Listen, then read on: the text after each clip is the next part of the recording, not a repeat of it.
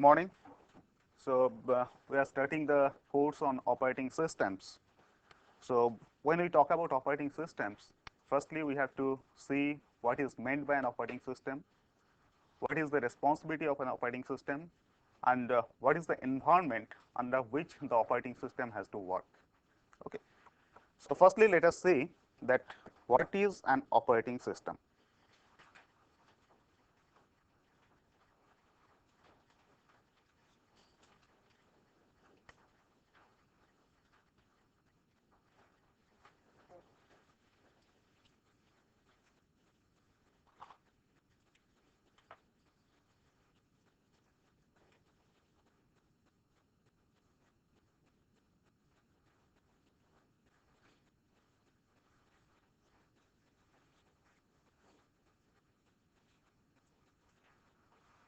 So, to answer this question of what is an operating system, we can say that operating system is just like a resource manager. Okay. Say for example, when we perform our day-to-day work, say somebody has rang you, you are attending a telephone call. In between, there is some other urgent work for which you have been interrupted. So what you have to do is you have to decide that which one is more urgent, whether it is the telephone call that you are attending or it is the interruption which has been done while you are attending the telephone call. Okay. So based on that immediate decision, you have to decide that whether to continue with the telephone call or you have to interrupt the telephone call, ask the other party to wait for some time, ring you back again, and in between you can do the other task for which you have been interrupted. Okay. So here what you are doing is you are basically managing the time, okay, because during the same span of time you have to do more than one task. Similarly, we can say that operating system is also a manager which manages the resources of the system. Okay. So when we say that it manages the resources of a computer system, first we have to know that what are the resources that are present in the computer system, okay, and what is meant by management of all those resources. Okay. To see that what are the resources in an operating system, now resources in a computer system, the first resource in a computer is the central processing unit of the computer, or CPU. Okay. And you all know that this is the central processing unit of a computer which performs the execution of a program operation. Okay. So whenever the user writes a program, usually you write the program in high level language. Okay. Then the program has to be compiled, and the compiled program or the executable program has to be executed by the CPU to give you the desired result. Okay. Now, when the CPU executes a particular program, I hope all of you know that when you compile a program, the executable code is stored on the disk or hard disk of the computer. When you want to execute it, that executable code has to be brought from the hard disk to what is called a main memory in the computer system. Okay. And when the CPU executes the program must reside in the main memory. The CPU cannot directly access anything which resides on the secondary storage or hard disk, maybe magnetic tape or floppy drive or CD-ROM, whatever it is, all those are secondary storage devices. And CPU does not have any direct access on the secondary storage device. Right.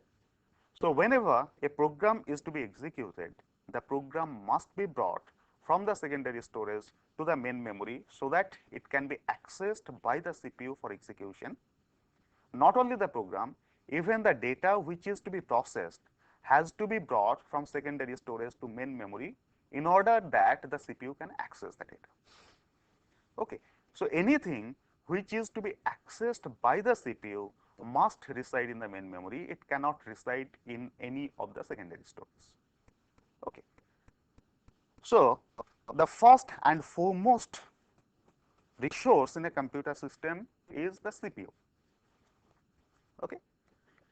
Now in the earlier systems like DOS based computer system, those were strictly single user or single programming system. In a DOS machine, it was not possible to execute more than one program at a time. Whereas, on the other hand, your Unix-based machines, you all know that Unix-based machines are used as servers, in the sense that more than one person can work on a Unix-based machine simultaneously. Okay. Now, when I say simultaneously, whether at the same time instant more than one user program can be executed or not, we'll come to that later. But as an user, when I work on a machine, it appears that the machine is giving me all the time, though practically it does not happen so. It gives me only part of the entire duration of time. Okay. So, when we talk about managing this resource that is CPU, we have to think that if you have more than one user working on a machine simultaneously, in that case, how this CPU has to be shared among all those users. Okay. So, that is one resource, that is the central processing unit, and the responsibility of the operating system is to manage this central processing unit. Okay. The second resource in a computer system is the memory, or to be more specific, it is the main memory.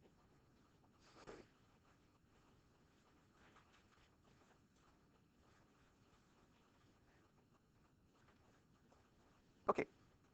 Again, as I said, that whenever a program or any piece of data is to be accessed by the CPU, that program as well as that piece of data must reside in the main memory, right? So, if we have a multi-user or a multi-programming system, okay, where we say that more than one user program is to be executed simultaneously, so obviously more than one user program or parts of more than one user programs, as well as the corresponding data units on which the programs has to be executed, they also should reside in the main memory simultaneously. But in a computer system, we have a single memory block. When I say block, it does not mean that it's a single memory chip. There can be multiple memory chips to make a single memory block. Okay.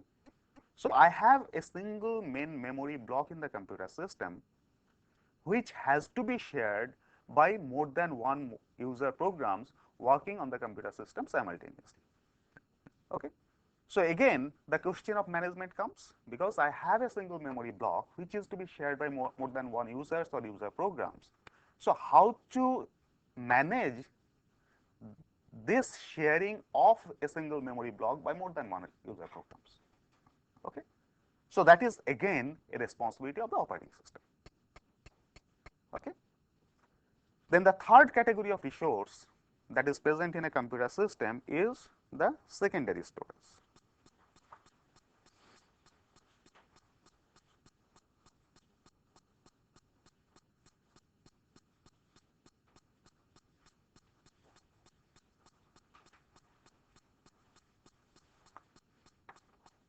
This secondary storage consists of the hard disk that is present in the computer.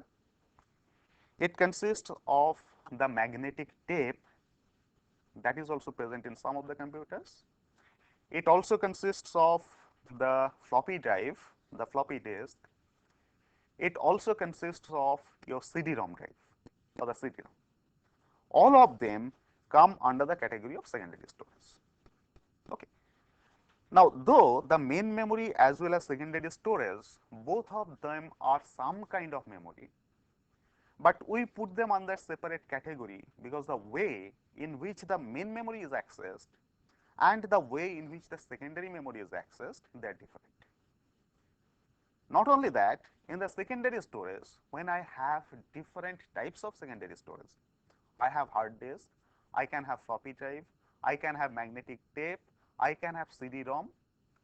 The characteristics of all these secondary storage are also different. They don't have uniform characteristics. So accordingly, the way in which these different secondary storage devices are to be accessed, they are also different. Okay. So main memory, which is accessed directly by the CPU, and we have said that the secondary storage cannot be accessed directly by the CPU. So whenever the CPU finds that it needs a piece of program to be executed next, or it needs a piece of data which is to be processed next, okay, if it finds that the required instruction or the required program or the required data, they are not present in the main memory, it has to instruct another unit, which usually we call as device driver. It has to instruct the device driver that such and such data units or such and such program units are not present in the main memory, which is required. So now it will be the responsibility of the device driver to look for that piece of information, it may be instructions or it may be data, from the device or the secondary storage device and pass it to the main memory so that it can be accessed by the CPU. Okay. So you find that the way the main memory is accessed directly by the CPU and the way the secondary storage is accessed, they are different. So when we discuss about the memory management, though both of them comes under the category of memory, we will discuss them separately. Main memory will be one type of access mechanism. Secondary storage will have some other kind of access mechanism. Okay. So in addition to these resources, that is CPU, main memory, secondary storage, we also have another very fundamental kind of resource in a computer system, which are called input output devices.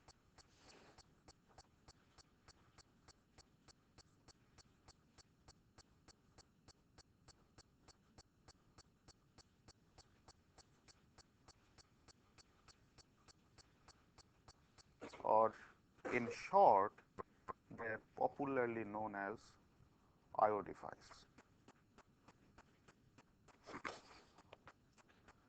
So what are these input output devices?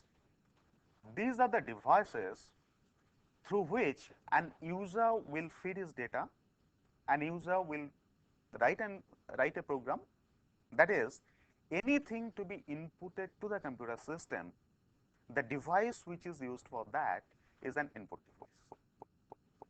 Okay. So typically or normally what you use when you work on a computer, that is a keyboard. Through a keyboard, you either feed the data or you write an instruction, you give some command. Okay. So all these things are done through the keyboard. So keyboard is an input device, right? Similarly, when you want to get something from the computer, you get it in the printed form. For that, what you use is a printer. So printer is an output device. Similarly, if you want to have some visual outputs online, you make use of the video terminal. So video terminal is also an output device. Okay. Now, considering the nature of these input output operations, you find that this secondary storage can also be considered as input output device. Okay. Because usually what we do is, whenever a data file is to be processed, the data is normally residing on the secondary storage. When you execute the program, some instructions within the program, they open the data file, read the data from that file, and after the reading is complete, it closes the file. That means it is also inputting the data, but in this case not through the keyboard, but it is inputting the data from the secondary storage or hard disk. So in that sense, hard disk is also an input device, right? Similarly, when you process a data, how often we make use of the printer? Very rare.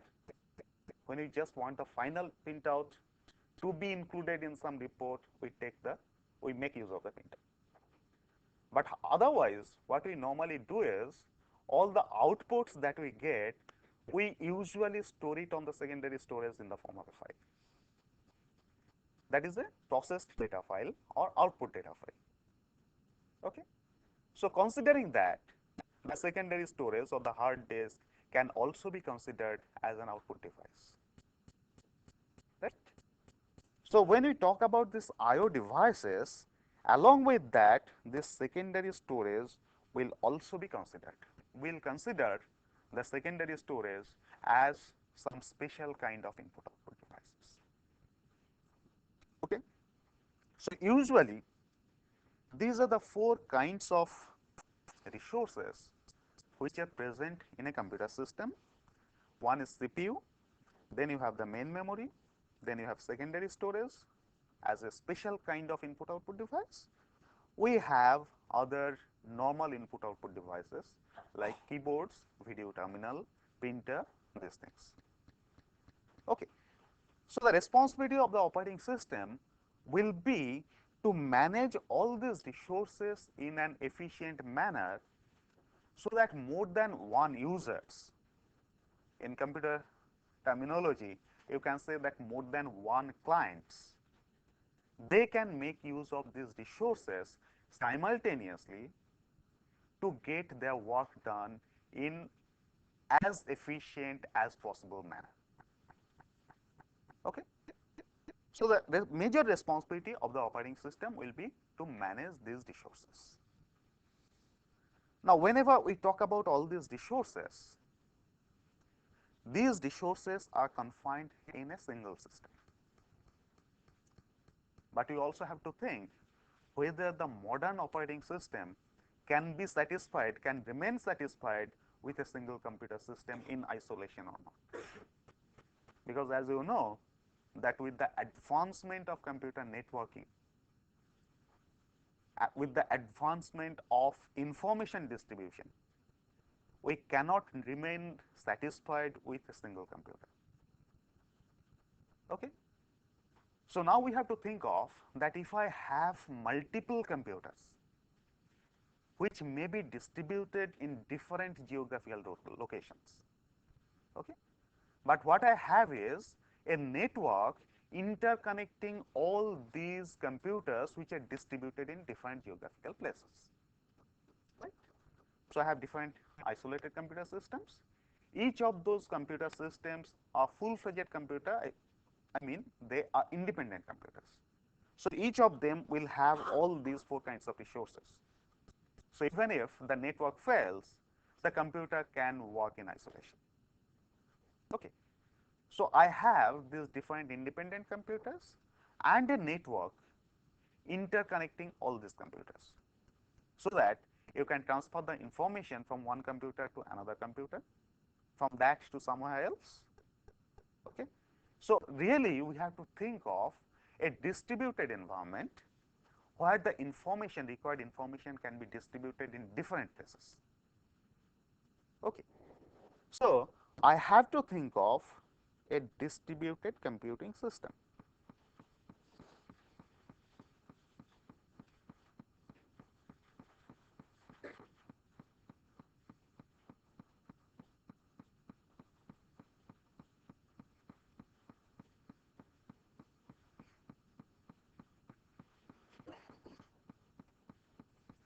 Right. So when I talk about this distributed computing system, we have isolated computers consisting of, let us put in the form of a block diagram, so CPU, with that I have main memory, I have secondary storage, and I also have input output devices.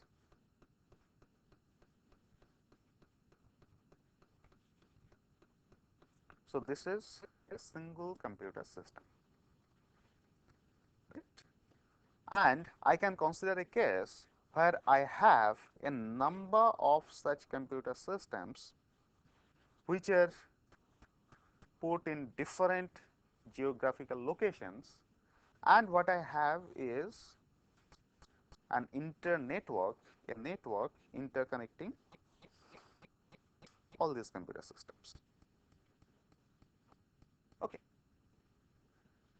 Now, the aim of having sorry, the aim of having such a distributed computing environment is that now it is not necessary that all the information has to be put on a single computer, because in that case your storage requirement may be tremendous. So, to take care of that, what I can do is, if I have huge amount of information, it's a very large database which has to be put on a single computer. Now, what I can do is, I can break this database into a number of pieces, the data into a number of pieces, and different pieces can be stored on different computers. But still, sitting on a particular terminal, sitting on a particular computer, if I want to access all this information, that is also possible, because all these computers are networked. So, I can go via the network and access any information that I like pertaining to that particular database. Okay. Secondly, having such a distributed computing environment can avoid duplication. To assume a case that I have a number of computers in different geographical locations, and all the computers have to be identical. That means the nature of work which has to be performed on all these computers, they are same. So, coming to that database application again, if it is the same database which is to be used, then on say this computer 1, I have one database. If I don't have this inter-network, on this second computer, I also want to have the same database. In that case, what I have to do? I have to put the same piece of data on this, also on this. That means I have to go for data duplication or information duplication, which is not really needed. When your computer networking is becoming more and more efficient, I can have the information in one place and access it from some other place. Okay? So, effectively that means efficient utilization of resources. Now, having such a type of distributed environment, I need not have similar copies or similar resources in all the places. At different places, I can have different resources and share them via the network. Okay. So, in today's operating system, the operating system cannot really be confined to an isolated system like this or this. Okay. The modern operating system has to cater the need of such a distributed computing environment. Okay. Again, here we have to think that how to manage all these resources in the distributed environment efficiently, which becomes the responsibility of the operating system, right? So, in brief, we have seen that an operating system can be considered as a resource manager whose major responsibility is to manage the resources in such a way that all the clients of that computer system can make use of those resources in efficient manner. Okay. So, that will be the responsibility of the operating system. And this is the thing that we do in our day-to-day life. This is nothing great about the operating system. Operating system is not doing any great job. It is doing the same thing which we do in our day-to-day life. But we being more intelligent, having our own intelligence, we can take quick decision what to do and what not to do. Okay. But operating system being a program, it is nothing but a program. It is a program which is also executed by the machine.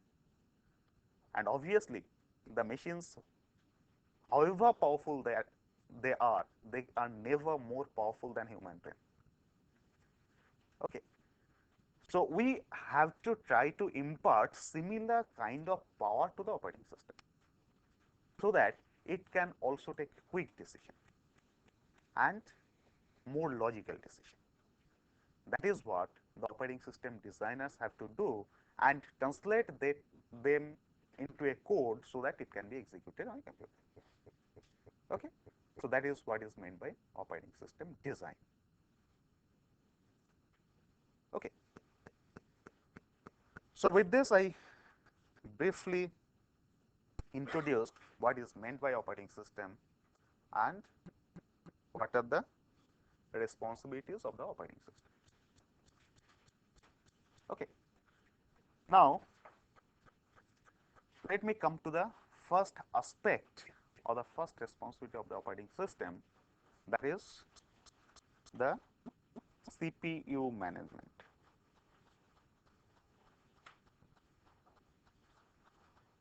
Or sometimes this is also referred to as process management. Okay. Now, before I start, let me tell you what is a process, because in many cases we will be using program, process, user, these terms will be used interchangeably. So, a process is, you can say, that a program in execution. Whenever you execute a program, that becomes a process. Okay. A program can reside on the secondary storage, which is not active. It is not making use of any CPU time. So, it is just a program. It has not become a process. When the program starts execution, then we call it a process. Okay. A process does not mean a separate CPU. If we have 2 or more processes running in the system, that does not mean that the computer system has 2 or more CPU. Even with a single CPU, activation of more than one process simultaneously is possible. Okay. So, let us see what is meant by this process management. Okay. Yeah. So, as we said that the responsibility of the operating system is to manage the resources, CPU being one of the resource, is to manage the CPU so that it can be shared by more than one process simultaneously. Okay. How that can be done? Now, before going to simultaneous access, let us see that what we will look for in CPU management. Okay. So, you see that I being a user, I initiate a program to be executed by the CPU, and after initiation, what will be my demand? My demand will be that the program should be completed as early as possible, or at least the CPU should start execution of my program as early as possible. Okay. So, there are 2 terms which are commonly used. One term is called waiting time,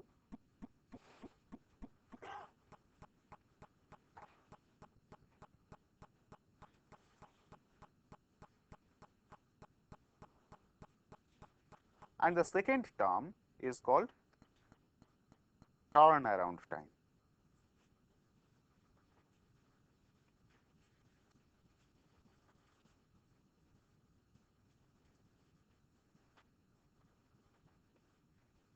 Okay. So, what is then waiting time? If I submit a program for execution at, say, time instant t0, okay, and the CPU starts execution of my job which I have submitted at time instant t0 at some time instant, say, ti. Okay. So, t0 is the time instant when I have submitted the job for execution, okay, and the CPU being used by many other users. It is not guaranteed that whenever I submitted the job, the CPU will immediately start executing it. It cannot be expected. because that time maybe the CPU was busy for execution of some other user program. Okay. So I have submitted the job at time instant Ti, and the CPU starts executing the job at time, sorry, I submitted the job at time instant T0, and the CPU starts execution of the job at time instant Ti. Okay. So how much time I am waiting? That is Ti minus T0. So this Ti minus T0 is the time which is known as waiting time. Okay. So at time instant Ti, the CPU starts execution of my program. Okay. It will take some time to complete execution, and after completion of the execution, the CPU will give me the output. Okay. So maybe at time say T P, the CPU gives me the output. Okay. So I have submitted the job at time instant T0. I get the output at time instant Tp. So this Tp minus T0 is called the turnaround time. That is the time duration between completion of the job and the time instant at which the job has been submitted. So this total duration T0 to Tp is called the time turnaround time, whereas the duration from T0 to Ti, that is called the waiting time. Okay. So as an user, when I have submitted a job, obviously my demand will be that the waiting time should be minimum, because I am not ready to wait. I am very busy. I want that the moment I give the job, I should immediately get the output. Practically, that is not possible. Okay. So my requirement will be that the waiting time should be minimum. At the same time, the turnaround time should also be minimum. Okay. So let us consider this waiting time business. My requirement is that the waiting time should be minimum, in spite of the fact that the CPU is being used by many other programs. Okay. So let us consider a situation that we have a number of jobs, say job called J1, a job of J2, a job of J3, a job of J4. So these are the 4 jobs that I have in the system. Okay. So job J1 takes a time of, let us say, 15 time units for execution. Job J2 takes a time, let us say, 8 time units for execution. Job J3 takes a time, let us say, 10 units of execution. Job J4 may take a time of 3 units for execution. So these are the 4 jobs, and these are the corresponding execution times. Okay. If I assume that this is the sequence in which the jobs have arrived to the system. Okay. Later on, I will come to the corresponding technical terms which are used for this. But let us, for the time being, consider a simple situation that I have these 4 jobs J1 to J4 and the corresponding execution times of this. Okay. And I also assume that the jobs have arrived in the system in this sequence, J1 first, J2 second, J3 next, J4 the last one. Okay. Usually the type of scheduling means deciding in which order these jobs are to be executed. So usually the scheduling will be what is called first come first served. That is because job J1 has arrived first, I have to execute it first. The next job to be executed is job J2, next job that is to be executed J3, the next job is J4, because they have arrived in that particular sequence. Okay. So typically my execution sequence will be J1, which will take 15 units of time. Okay. Then I have to execute J2, which will take 8 units of time. Then I have to execute J3, which will take 10 units of time. Then I have to execute J4, which will take 3 units of execution time. Okay. So, because I have a single CPU, I cannot execute more than one job simultaneously. That is, I cannot initiate J1, J2, J3, J4 at the same time. First J1 has to be executed, followed by J2, then J3, then J4. This will be my sequence of execution, right.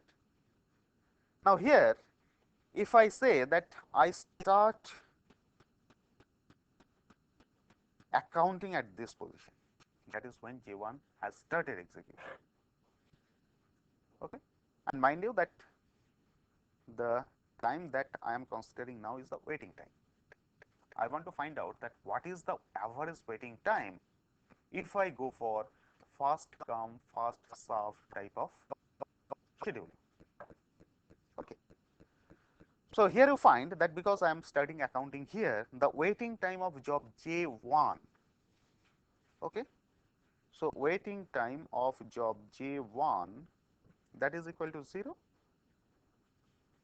okay. Waiting time of job J2 is 15, waiting time of job J3, that is 23, and waiting time of job J4, that is 33, right. If you add them up, how much you get?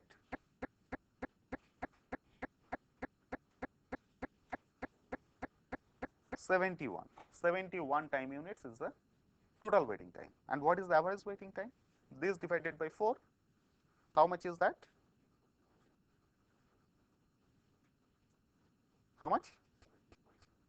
17.75. This is the average waiting time for these 4 jobs. Okay. Now, if I just change this order, so this is the kind of scheduling that which has been used, is called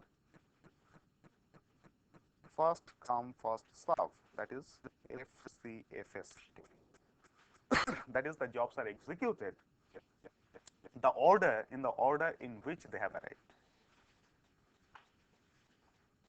Okay. Now, if I just change this sequence, what I will do is let the jobs arrive in the order in which they comes, because I do not have any control over them, because the jobs will be arrived depending upon the way or the order in which different users they initiate their programs. Okay. But what I have control is in the way in which the jobs will be really executed by the CPU. Okay. So, what I can do is, whenever the jobs are arriving, I put them in some sort of queue, then from the queue I decide that which job is to be executed next, or which job is to be picked up and given to the CPU for execution. Okay. Now, considering this same queue of jobs J1, J2, J3 and J4, I reschedule the jobs. That is, first I execute job J4, which takes 3 units of time, right. Then I execute job J2, which takes 8 units of time. So, this takes 3, this takes 8. Then I execute job J3, which takes, let us say, 10 units of time, considering the same sequence, same set of jobs. Then I execute job J1, that takes 15 units of time. Okay. Now, with this scheduling, if I compute what is the average waiting time, you find that waiting time of job J1 is equal to, sorry, job J4, because that has been executed first. Waiting time of job J4 is equal to 0. Waiting time of job J2 is equal to 3 time units. Waiting time of job J3 is equal to 11 time units, and waiting time of job J4, that is how much? Sorry, J1. Yeah, waiting time of job J1 is 21 time units. What is the total now? 35 time units, and average waiting time in this case, that is 8.75 time units. So you find that just by changing the order, in the first case we have taken the simplest approach, that is first come first served type of scheduling. That is, the job which has arrived first has been served first, the job that has arrived last has been served last. Okay. So going by that simplest kind of scheduling, our average time, waiting time was 17.75 time units. On the same jobs, if I simply change the schedule, that is the order in which the jobs are to be executed, I simply change that and I get an average time, waiting time of 8.75 time units. Okay. So you find that the average waiting time has been reduced drastically. Okay. So naturally, an user will prefer the second kind of scheduling over the first kind of scheduling, because the first kind of scheduling gives more average waiting time, whereas the second kind of scheduling gives less average waiting time. Okay. So it is not that the user will prefer. The user will prefer, in the first case, the situation like J1, where the waiting time is 0. In the second case, the situation of J4, where the waiting time is also 0. That is what the user will demand, but that cannot be met by the system. So the system has to go by some optimization. Okay. So the system in this optimization has to try to minimize the average waiting time. Okay.